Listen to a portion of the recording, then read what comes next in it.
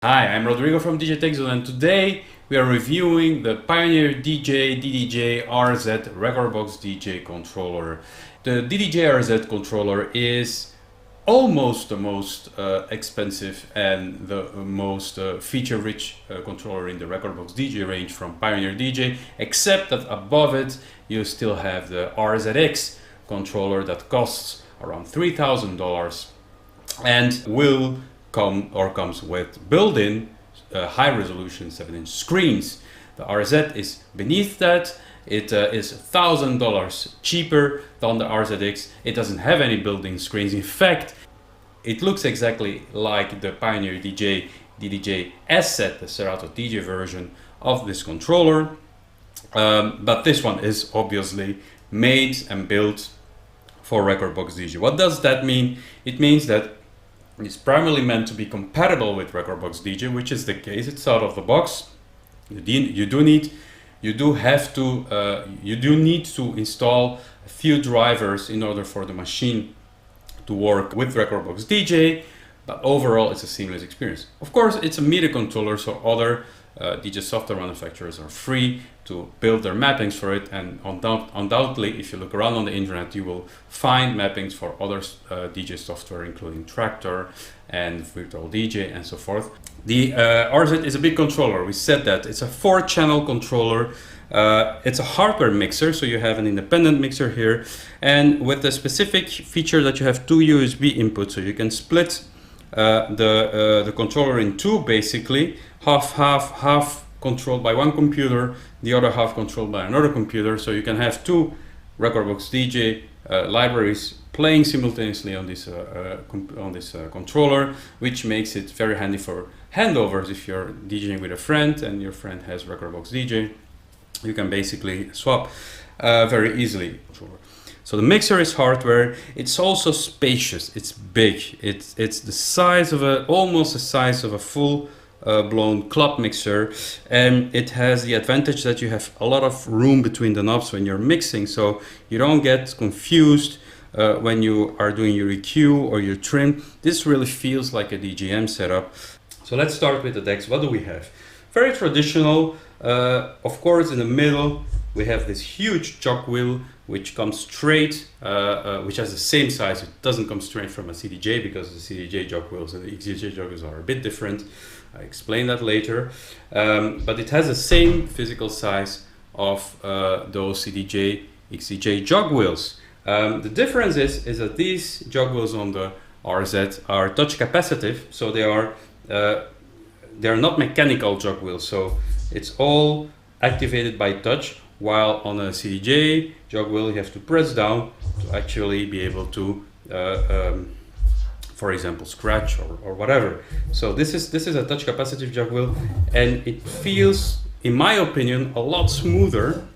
I prefer it. Call me crazy, I prefer it over CDJ mechanical jog wheels because the feeling is much smoother, and I like that smooth feeling. So on this controller, you have the jog feeling adjust and the window speed adjust, and that's great because what it means is, if you're mixing, you want to do a spin back, you can really set the tension to do those really long spin backs, or if you want to do something shorter, so the tension adjust is great. Also for scratching, some DJs like to have a very loose jog wheel when they scratch, others like to have a very heavy for those you know, quick cuts, and that's really nice that you can adjust it. Also the break speed is adjustable from instantaneous to very slow. And that's great because, of course, you can always adjust this in the software, but here you can play around with it during your gig. You can just, set it to what you need at that moment. Sometimes you need it to stop instantly, but sometimes you want those big turntable-like stops to create some sort of transition or effect. So that's great that you have that option. On the top of the deck, you have, of course, your effect section with the Rekordbox DJ control effects. That's pretty traditional. Let's go clipping here. Pretty traditional. You select your effects, you know all this. That's nothing that's special. Control the beats. Very, very normal. You have the release FX as well that you can control in the software, like on any other Rekordbox DJ controller. And you can, of course, with the shift, change which effects are behind the knobs. That's nothing specific or special. Also, you have the sound color fix, but we'll go into that later. You have a few buttons here on the left to change your software, change your software or the look of what is open in the panel, in the software panel. You can adjust that pretty easily. And with some functionality under the shift key to activate, for example, the sample panel. And then you have a few nice, interesting buttons, slip reverse and slip. You know, the slip allows you to manipulate the track and it continues to play, as you know. Slip reverse. Slip reverse is cool because it's a reverse, but the track continues to play, so you can really do nice effects with it. It's very cool, and it's a separate button, so it's easy to use. Grid adjust. You can switch, of course, decks to go to deck 3 or deck 1, deck 2 and deck 4 on the right. And you have your browser knob, which is a big browser knob, and of course you have two USB cards, so you have two browser knobs on the RZ, much like the SZ. And then finally your navigation section with your load buttons and so on. Big, nice, full resolution pitch fader, master tempo setting, and then you have the deck section, which is actually basically the same as on the RR or on the RX, so that I'm not going to go into more detail there. I'm really not going to go into more detail. I keep saying it, but I still go into detail. The hot cues, pad effects, slicer, everything is in there. I just have to say something here because I always review the slicer and I never find a way to actually make it work. It's just a tip that I give to Rekordbox DJ users. If you have the slicer and you don't know what to do with it, try to shift the interval with the parameter arrow. I think you have this also on the RX. Yeah, you have also that on the RX and I think also on the RR. If you shift the size of the loop in the parameter arrow, you can do nice things with the slicer.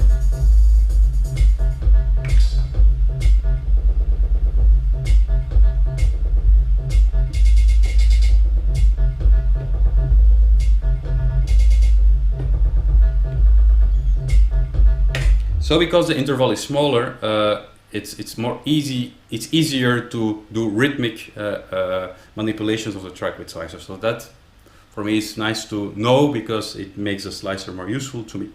You have a sequencer section that you can use to capture bits and pieces of your track and sequence them in a certain order and store them in the software. And you have the loop section, which is pretty normal, you know, auto beat loop to a preset size.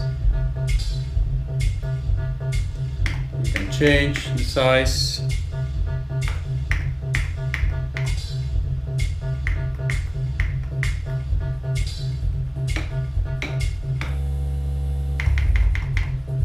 You can change the size.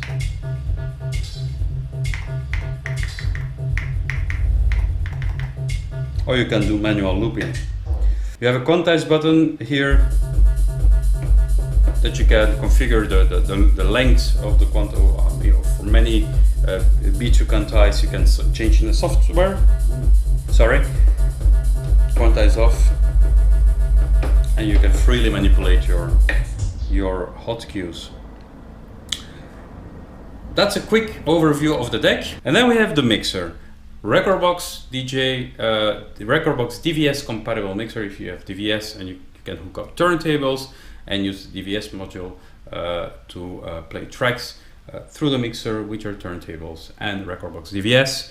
The mixer is a 4-channel mixer with a lot of options. You have 2 mic inputs here. You have a mic EQ section as well. You have a sample section where you can adjust the volume of your sampler section. You can sync and queue up your sampler section. That's very nice. And you have also the color effects on this specific channel to give color effects to your microphone as well. You have a headphone section with the mixing and the level, of course, and then you have your color effects section with 4 color effects, the space, which is quite cool, very dreamy, spacey effect. Depending on left or right, it gives a different, your jet.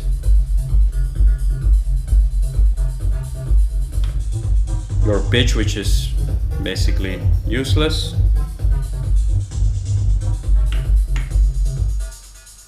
And your filter. The EQ section is full kill. And the effects. The EQ section is full kill and the effects are post fader, at least some of them are. You have good quality and of course good quality and quite loose channel faders. I prefer when those faders are a bit stiffer. You have your fader start setting.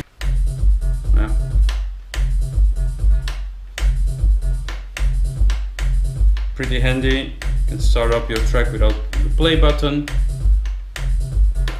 and simultaneously when you bring up the track you have your through setting, A through and B, a Magwell crossfader, very loose crossfader, should please scratch DJs, and then you have the section on the right. Oh, I forgot about the top section where you select your channel.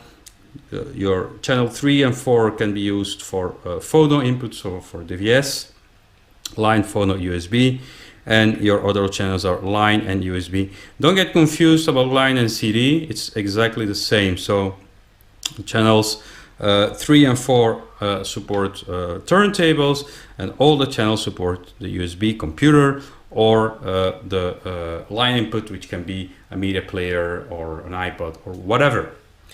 Right side, you have the master level, of course, your master view meter, booth monitor, where we're going to look at all those nice inputs and outputs later. You have also a color effects for this section. So you have also the oscillator with 4 pre-recorded samples, noises. You can actually adapt those. I haven't tried it, but there is a way to adapt and change which ones are behind the buttons. I believe you can do that for the sound color effects as well in the software. Again, haven't tried that either, but there should be a possibility to do that. So if you want to use what's already available, this is how it sounds. Can adapt the volume of the noise, which is quite nice. You have a sign, a siren, and a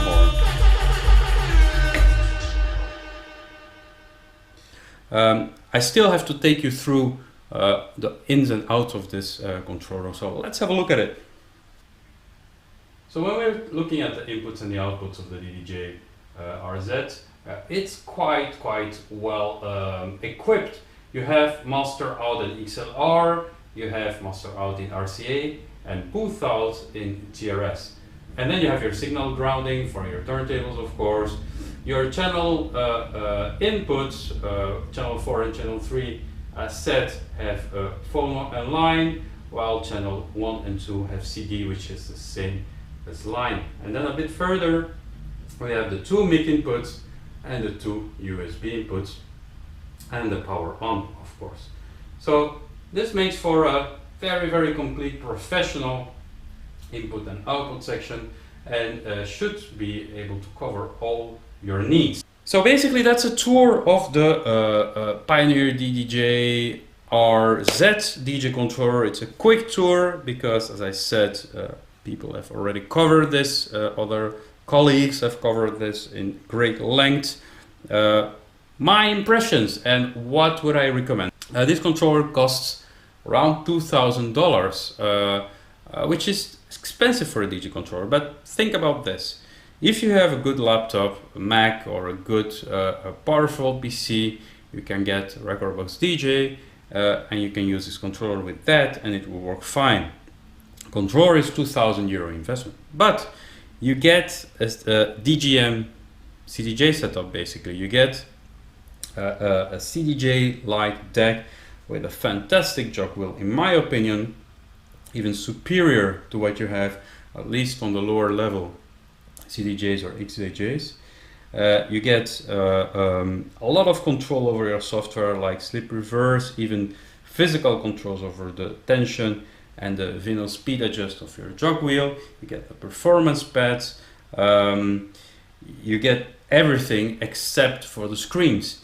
You get a nice big DJM mixer with excellent quality sound. You can expand your setup with turntables if you want to, with media players if you want to. So basically, I wouldn't recommend this for the touring DJ or the club DJ that has to or wants to bring their own gear to the club.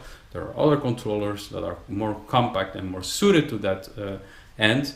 This one though is, for me, a very, very, very good solution for home use if you don't want to spend over 3K in professional or semi-professional gear to have at home. If you know how to DJ on this, trust me, a CDJ setup will not feel that different. It will be a little bit different, but it will not feel that different, and you will be fairly quickly DJing on it, because in the end it's almost the same. If you come to the club with tracks that have been analyzed in Rekordbox, the only difference is that all your waveforms and your BPMs are in front of you on the screen and not on your computer screen.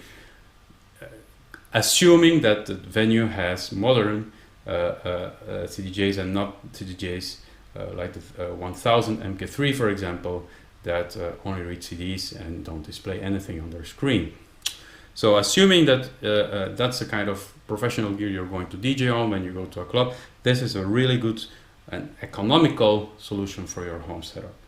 It's spacious, it's big, it's professional feeling, and if you occasionally have to take it out, it's not that big. I mean, it's probably in size and in weight smaller than a CDJ DGM setup, only it's less handy because it's one piece, so you have to carry one big case.